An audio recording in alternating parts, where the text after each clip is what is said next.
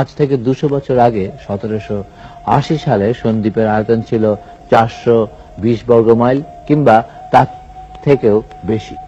1984 সালে ভেঙে গিয়ে দ্বীপের আয়তন নেমে গেছে মাত্র 92 বর্গ মাইলে। তাই দ্বীপবাসীদের ভীত, সন্ত্রস্ত, হতাশাগ্রস্ত ও আতঙ্কিত হয়ে ওঠা অত্যন্ত স্বাভাবিক।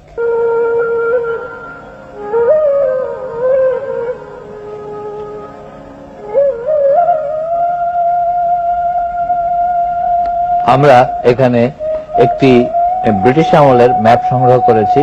এটি হচ্ছে সন্দ্বীপ থানার একটি ম্যাপ। এটি 1913 এবং 16 সালে যে সার্ভে হয়েছিল তার ভিত্তিতে এই ম্যাপটি রয়েছে। এখানে সন্দ্বীপের পুরো অংশ দেখানো হচ্ছে, সেই সময়টি যেভাবে ছিল সন্দ্বীপ। আর আজকে 1984 সালে সন্দ্বীপের মাত্র এইটুকু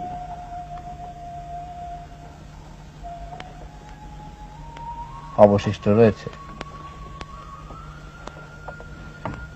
এই গত কয়েক বছরের ভেতরে এই সমস্ত নদীর গর্ভে চলে গেছে এবং আগে যে অংশটি পীরবক্স, চর পীরবক্স সন্দ্বীপের সঙ্গে সংলগ্ন ছিল, এখন তা একটি নতুন চর হিসেবে জেগে উঠেছে সন্দ্বীপের উত্তর পশ্চিম দিকে। এইটুকুই মাত্র আছে।